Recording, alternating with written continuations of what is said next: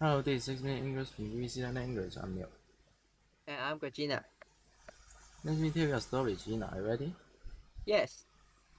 Grandma had always warned me not to look into the mirror at midnight. There was something strange about the mirror, she said.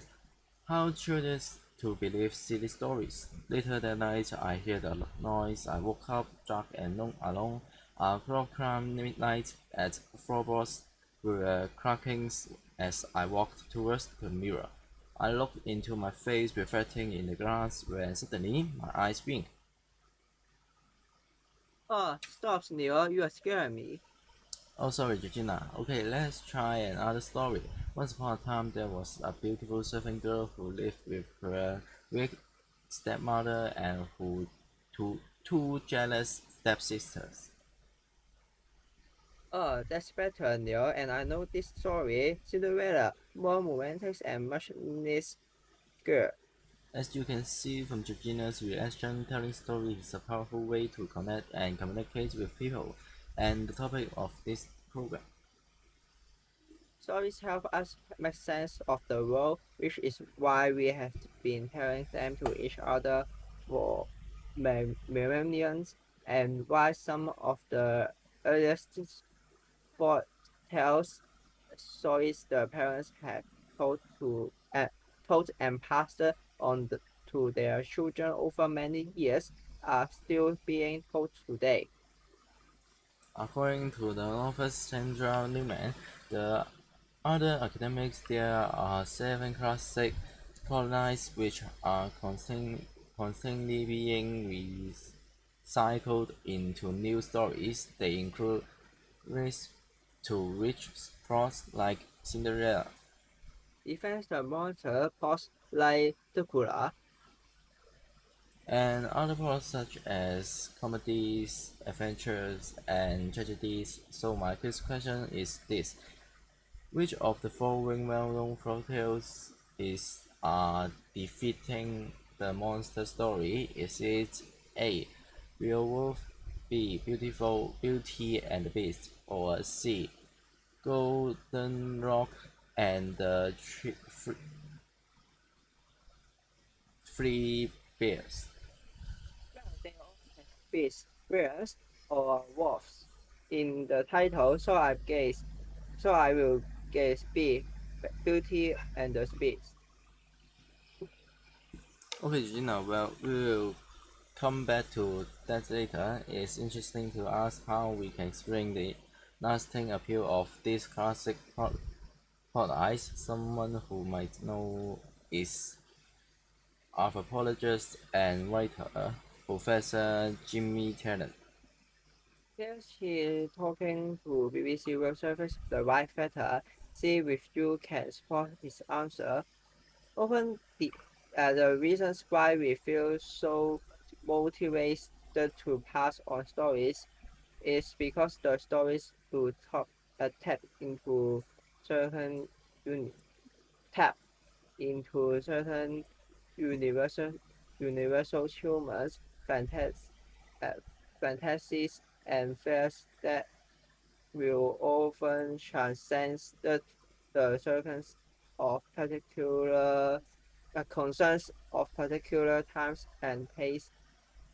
We are intensely mo- moralistic most of the times. The bad guys has happy ending and the good guys have good happy endings.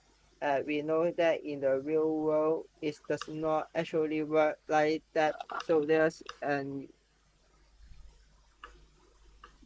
elements of wish fulfillment that so somehow certifies our up, mo- moral appetite.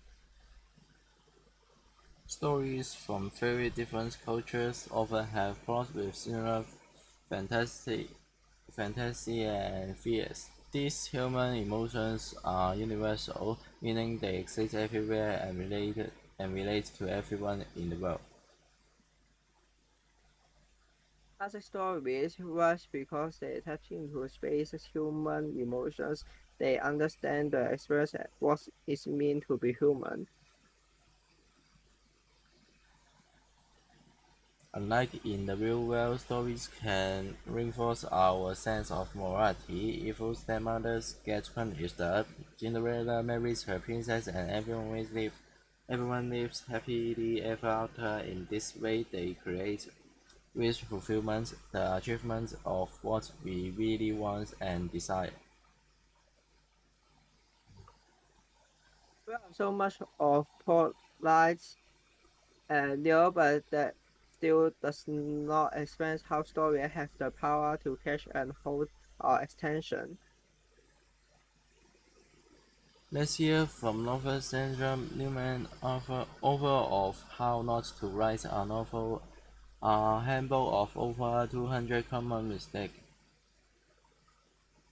Here she tells BBC World Service the vice factor that her absolute numbers one storytelling awards is comprehensibility. People need to understand your story. There are some people who actually are so unfortunately bad and communicating that even when they tell a story to another person, it's become incom- incomprehensible and general and gradually as they stop making sense and ramble and decide, this digress and don't know where they are going. You see everybody know only lost interesting but interest but become hostile. People become very fun, very, very frustrated when someone is not getting to the point.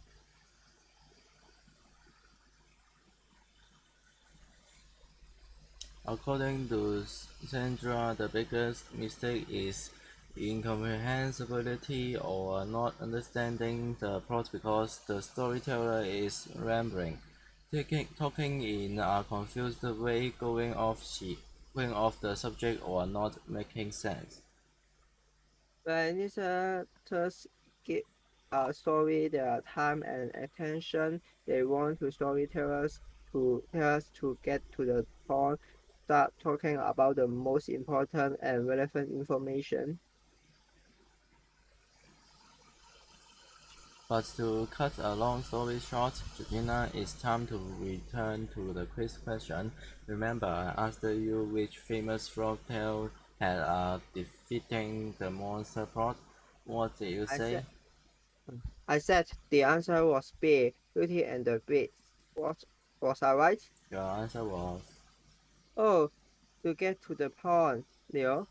wrong. In fact, the answer is B, Beowulf, an Old English epic about the hero Beowulf who defeats dragons and beasts. Well, there are two sides to every story, as they, the saying goes. So let's recap the vocabulary we have learned.